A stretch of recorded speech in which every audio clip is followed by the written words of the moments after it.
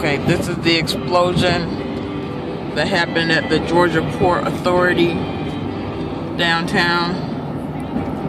It's looking very bad. I'm zooming in. It's February 8th, 2014. It's looking very bad. We're about to go over the Thunderbolt Bridge in Savannah, Georgia. 1 minute. Get a clearer view from a higher level.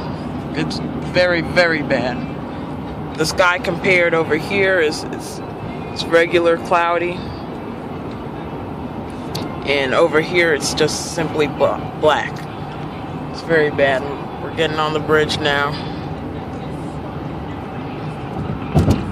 And here we are. This is bad. This is very, very bad. This is all from that explosion downtown near the Talmadge Bridge, the Georgia Ports Authority. This is bad. I just really hope that people were with their families today and not in that building. It's very bad. The sky compared over here is blue. It's very, very black over here.